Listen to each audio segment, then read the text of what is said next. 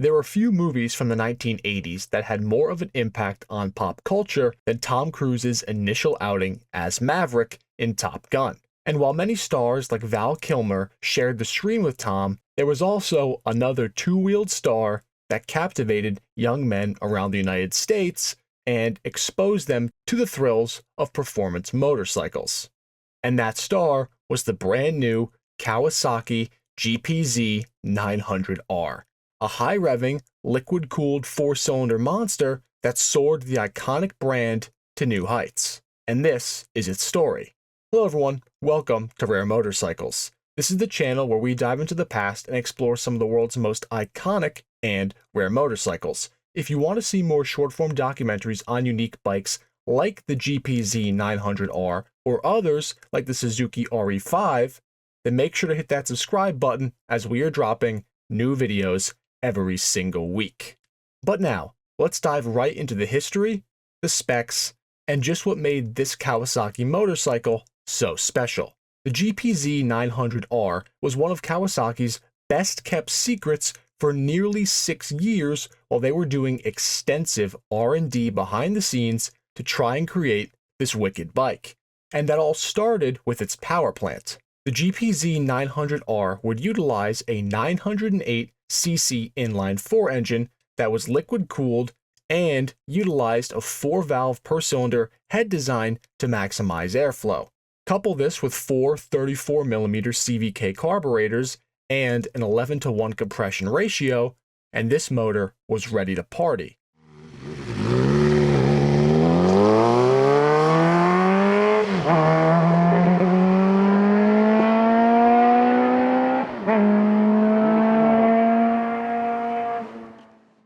Better cooling and better airflow, as you can expect, would make a more efficient engine, and the end result of all this R&D time was certainly worth the wait. The GPZ900R's engine would make a staggering 115 horsepower at 9,500 RPM in 1984, which was basically unheard of. The tech and design on this engine alone put this new power plant years ahead of anything else that Honda or Yamaha were churning out of their factories in Japan, which only added to the appeal and mystique of this new Kawasaki bike, especially when considering the fact that the GPZ900R had a top speed of just over 150 miles per hour, which made it one of the first production bikes ever to break that mark. The power output of this bike put it deep into superbike territory for the time period, and it could also rattle off a standing quarter mile in an impressive 10.9 seconds. But Kawasaki didn't skimp out on the rest of engineering and spend all of their time on just the engine. No, the GPZ900R was the total performance package.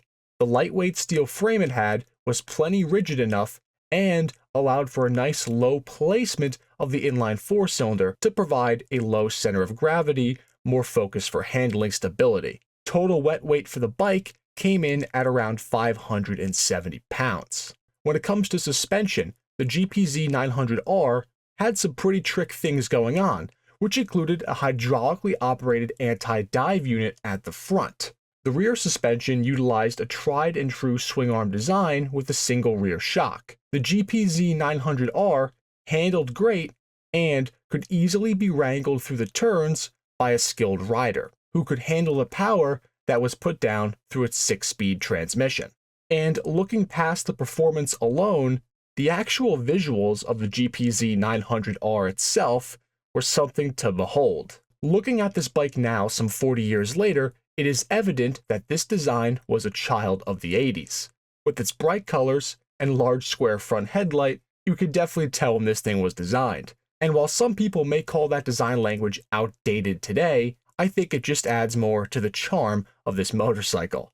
And even beyond the charm and its Top Gun placement, this bike is historic for another reason that you might not be aware of. This was the first bike from Kawasaki ever to be marketed and sold under the iconic Ninja nameplate, which still lives on to this very day. The GPZ900R was the ultimate superbike that defined the mid-1980s. Not only was it blisteringly fast, striking to look at, and made popular by one of the biggest movies of the decade, but it was the other little things that really made it stand out from the pack. The GPZ900R was livable. Even being a high-strung performance bike, you could easily commute to and from work with this bike because it was so streetable and compliant when it came to its ride quality. The liquid-cooled inline-4 kept cool in traffic for you, but if you wanted to really get on it, those 4-barrel carburetors would open up and give you the thrust of power that was probably the closest thing that you could get to an F14 as a civilian. Being so advanced for the time and being just overall such a great bike, the GPZ900R enjoyed a very long production life cycle from 1984 all the way up to 2003. But today, when it comes to vintage motorcycles, these bikes actually still represent a tremendous value on the used market.